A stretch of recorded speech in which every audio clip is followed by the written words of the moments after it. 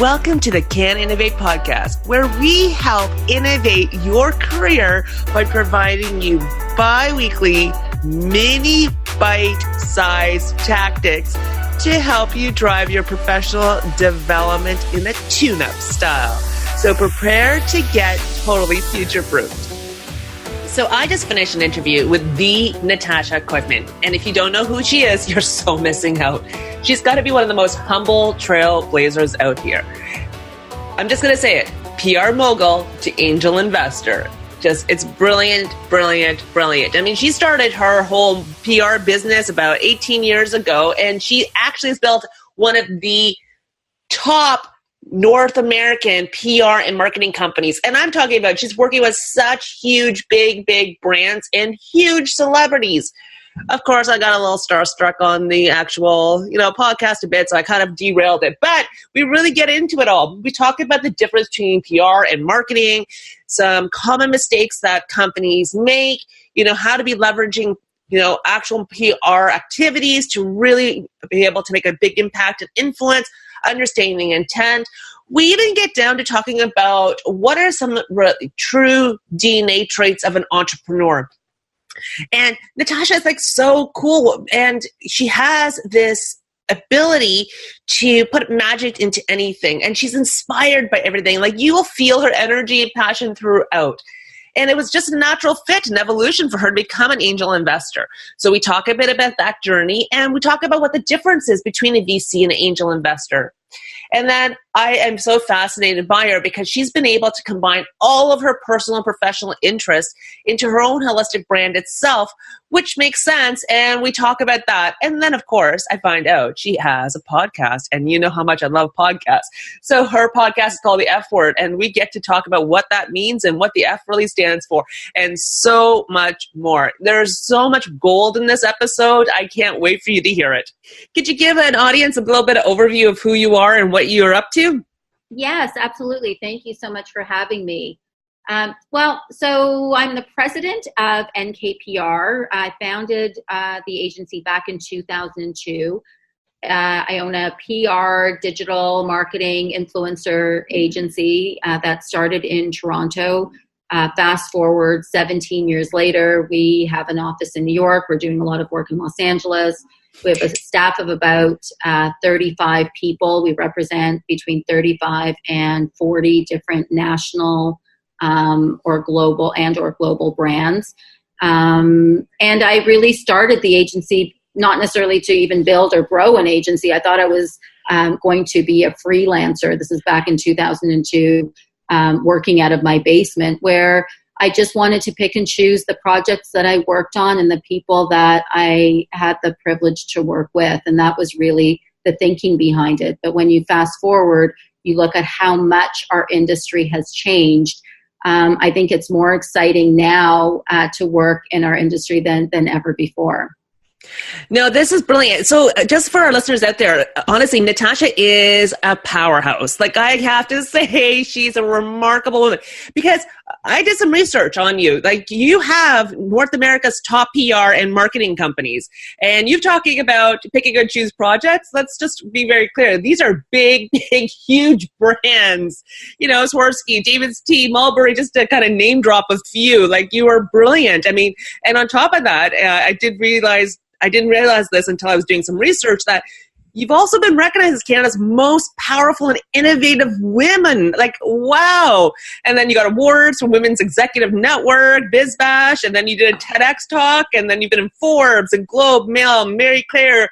You're just so brilliant. And now you've gone from PR mogul to angel investor.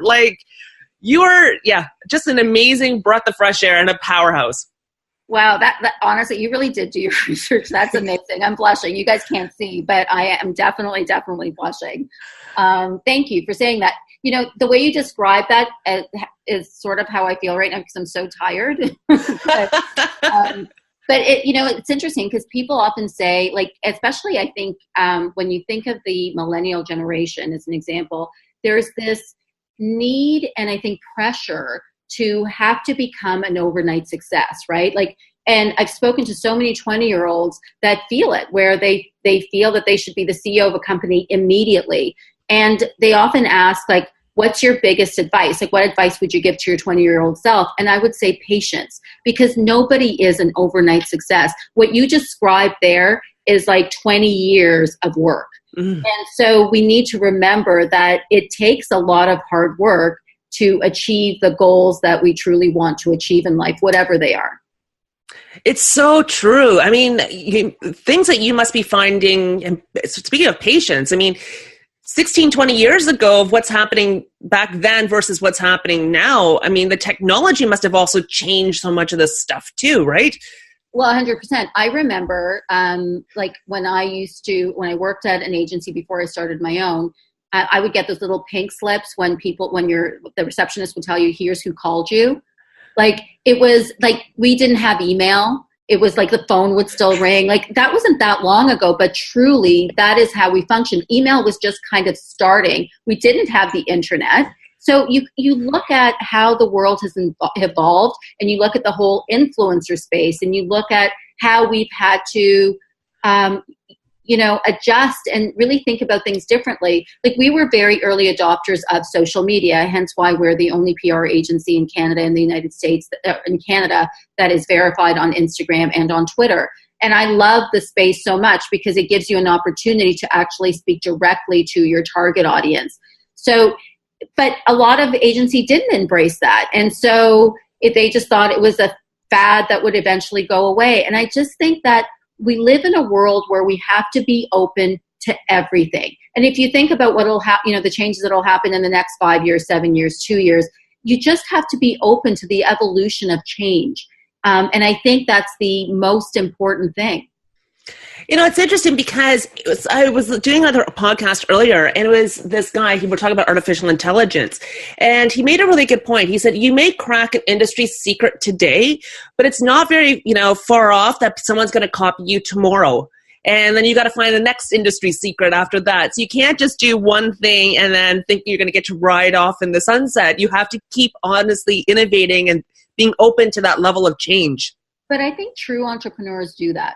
Because I think that entrepreneurial spirit is this like hunger and need inside of you to always want to learn and to always want to find solutions to problems. Like, that is, I think, the true entrepreneurial spirit. Like, I never feel, even on those days where, like I was going to say, I never feel uninspired, and I don't. Like, I'm kind of inspired by everything. I come into the office and I see the team, and I'm inspired. And I think that is that true entrepreneurial spirit where you don't just sort of sit on your laurels of, oh, look how great I am, or look at what I've accomplished, because it's always about the next thing. Oh, wise words. So, out of curiosity, there's a lot of companies that really want to kind of get PR. What are some advice and tips would you have with those companies? Well, I think that one of the biggest is to really determine, what do you want PR to do for you, right? Because what often happens is companies will just say, we need PR, we need press. But what do you need that press to do for you? Are you trying to build your brand? Are you trying to evolve your brand? Are you launching a new brand, so you need awareness for your brand? Is it about sales for you? And is it all of the above? Like, the great thing about PR right now is we have so many tools in our toolbox to be able to actually deliver a program that is super, super effective. But the client needs some clarity, or needs to understand that we can't do that without fully being on the same page with them to determine what success looks like. So often the issue is just that miscommunication, or that lack of understanding of, here's what we actually need PR to do. And do you find that that's a very common thing that happens a lot more often, even though we should know what we want? For sure, it is common. But together, I think with a good agency partner, you figure it out. So I think that the key, and I had a client call actually today where we were talking about like the evolution of their company. So they've been doing PR a certain way, like, and they've been a client for a long time, like a certain way all the time. And then they just had, they just sort of changed the direction of the company. And I said, well, then you have to change your PR efforts to complement that. And it wasn't something that necessarily was considered because they've just gone down this path. And so I think a true partner at the table, whether it's our agency or another agency partner, you really have to work together as a team to determine what is it that you're trying to achieve with your PR efforts, right? Because I think sometimes it is gray for the client because they're just thinking, well, press will solve everything. Well, but it doesn't actually. And what's the problem that you're truly trying to solve? And it's funny because I actually had a client not too long ago ask me the difference between PR and marketing and how they work together. Well, a lot of people don't know the difference actually, but they are similar. The reality is PR is a tool within sort of the marketing toolbox. But as PR professionals, we can do all of that. Like marketing is just an overall term for being able to market to, an audience. PR is a tool within that, truly. So, but in our PR toolbox, we can do advertising. We do advertising programs. We can create creative programs. We create content from a social media perspective. At the end of the day, you're just trying to reach what tactics do you need to employ to be able to reach your target audience? And that's really how people should be thinking. And that marketing is just an overall term for all of that. I love that. So what makes you most excited about this industry?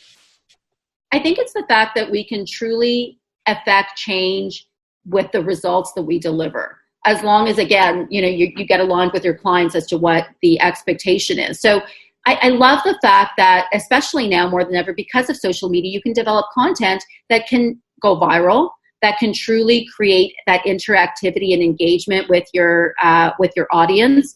I love the fact that you still use, media, like the traditional sense of the media, to build credibility for your brand. So we now just have so much more that we could be doing to engage. I like the fact that if I'm hosting an event and I want to broaden my reach to just my usual database, I can go to social media and do that. I like the fact that I can actually use social media and use my platform to do market research. Like, you can do so much now. Like, the world is truly our oyster, and I think that's what I love about our industry the most right now.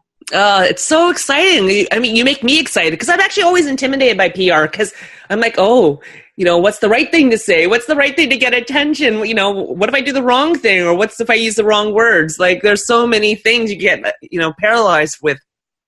For sure. But I think it comes down to communication and really thinking about how do you best communicate what it is that you're trying to get across. Like, words matter. It's one of the things that I struggle with a bit because you look at, I was having this conversation with my niece the other day.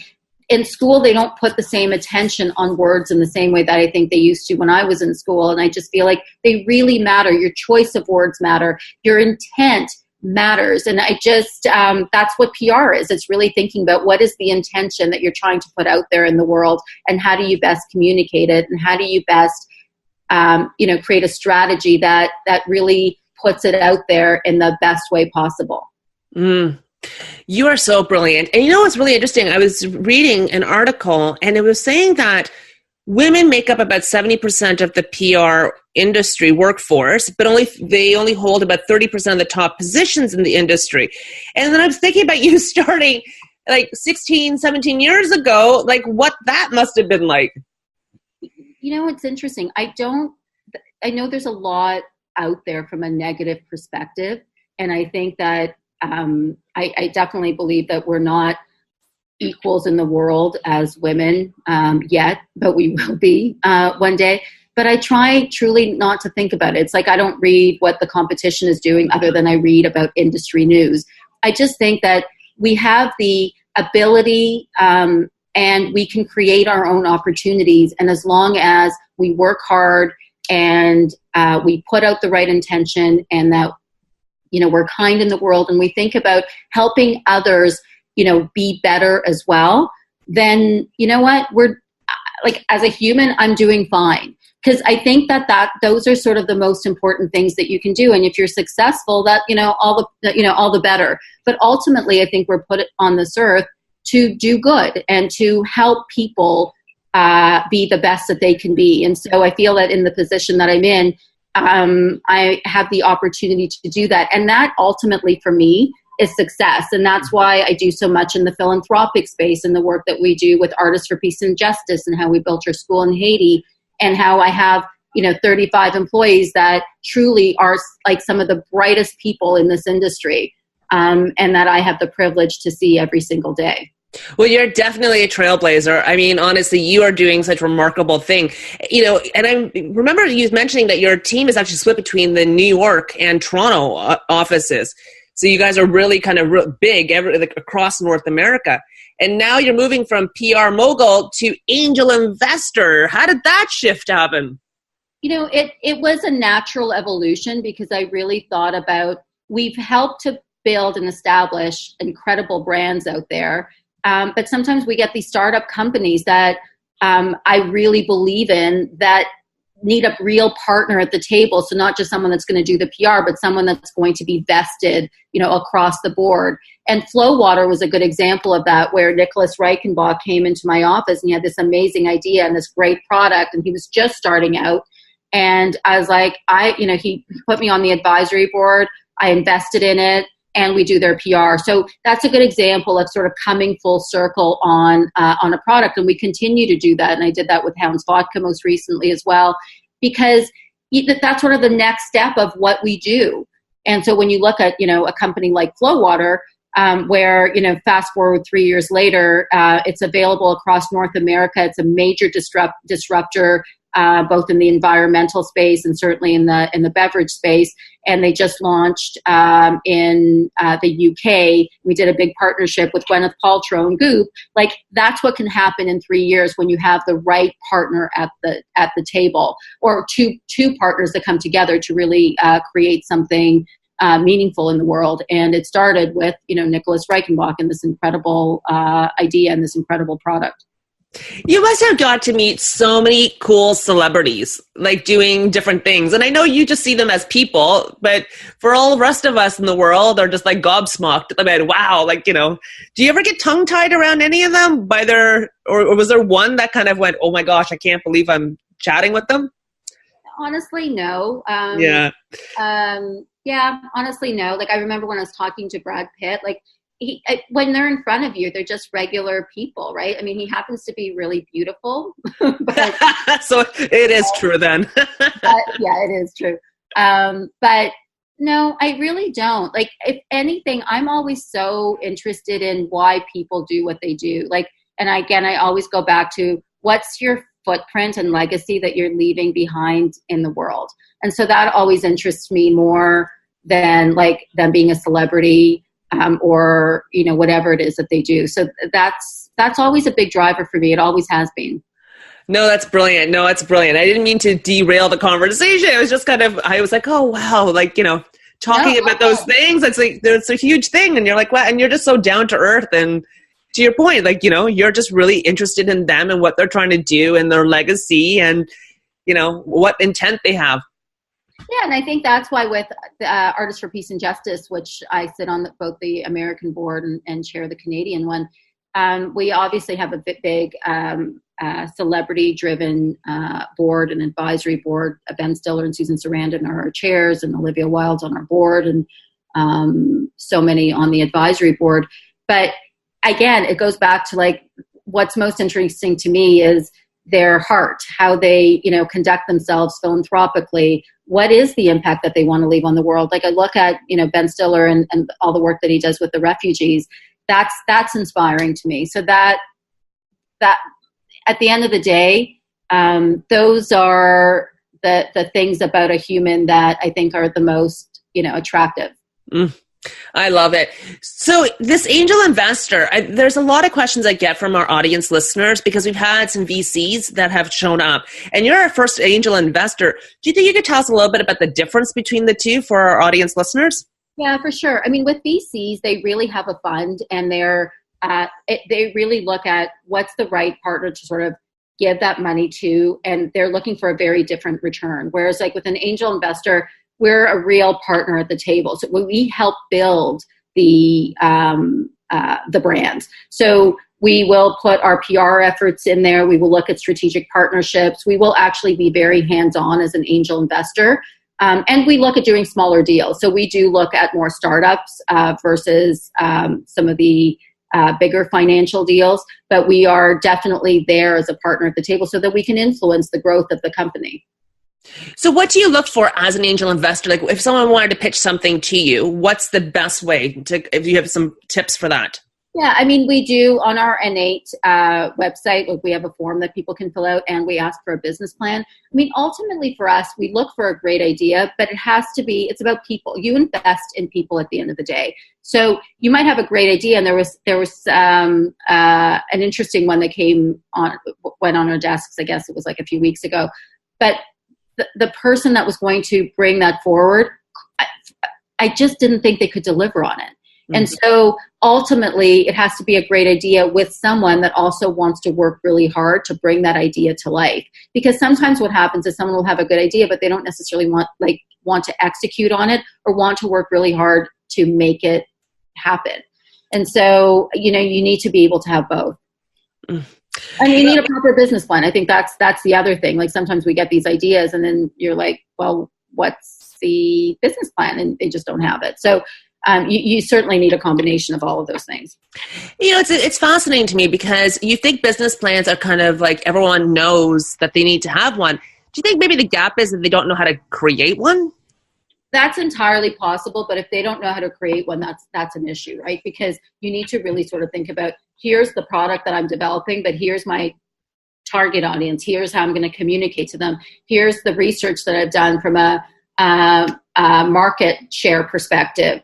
You have to do that research. You have to put in the work. And so what it tells me when someone has not put in that work is that they won't put in the work into actually building their company. You're right. That does say a lot about an individual itself. Right? Yeah. Any other advice that you have for any innovators out there that want to really push the status quo?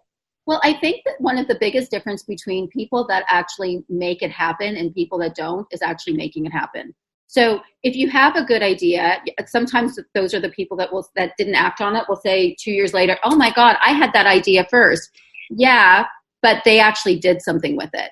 So you have to really, if you have a great idea, then do something with it, pursue it, because the difference between bringing it to market and bringing it to life is doing it or not doing it. It is so true. I think there was a statistic that I heard something about 95% of people are all about inaction. I think that's true. I think part of it too is there's I think this generation can be, it's called the anxious generation, right?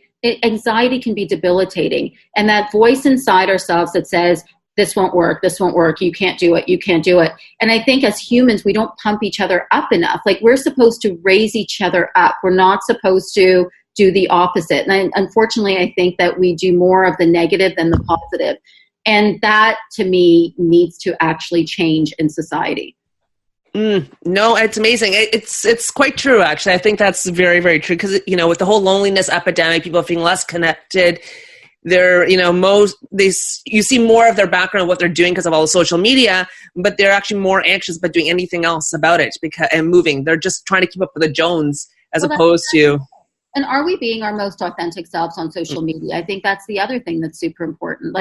Are we, I love posting really beautiful pictures too, but it's also about your content. Where's the depth? And I think that we need to make sure that we're really posting our true selves on social or putting our best intent on social media as opposed to criticizing what people are doing. Because at the end of the day, I think let's support each other, truly. If someone else is super successful, it doesn't mean that you're less successful. It just means find what it is that your purpose is, because that other person might have found theirs. It was really funny. So I was going on a blind date, and the guy said, are these really your pictures? And I'm like, what? I go, these are my pictures. And he's like, well, no, but I've gone out with women, they don't look like their pictures. And I started laughing. I'm like, I'm hardly going to put a picture of me waking up in the morning on social media, right? So to your point, are we really truly our authentic selves, right? Or we're always curious.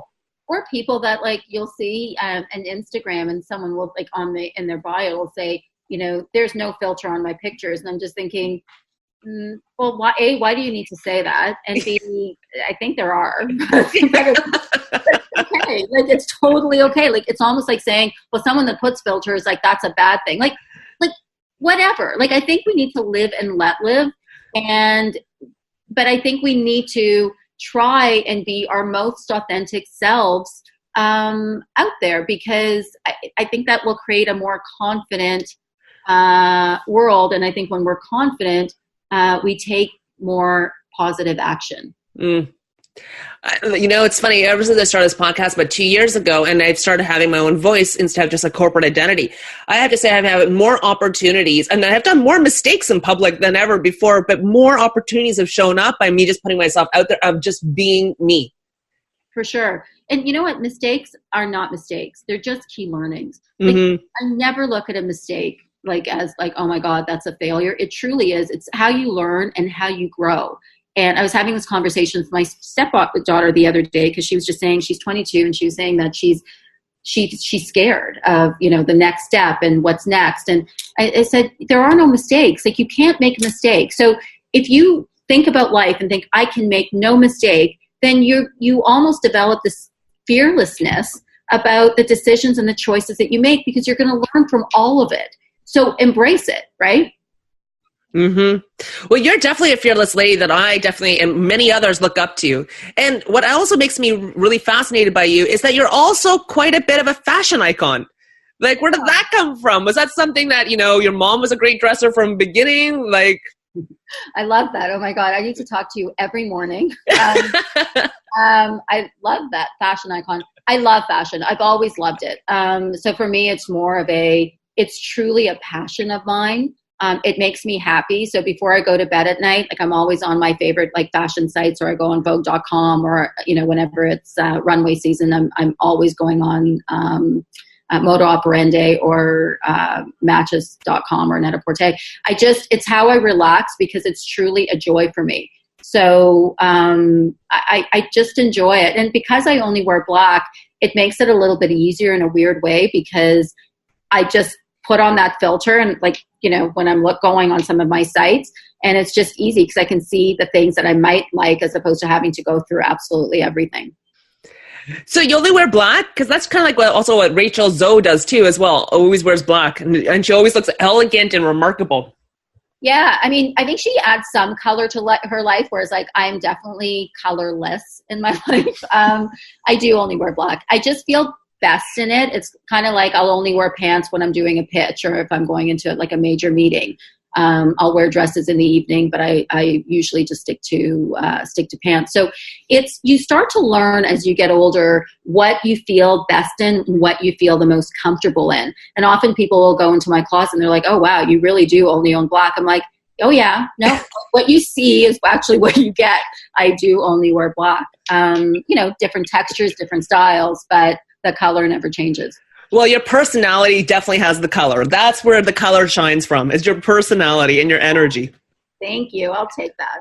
But I really find it remarkable that you've managed to put all of your interests together in the same space. So, for example, I noticed that you have a lifestyle podcast. I think it's called F Words? Yeah.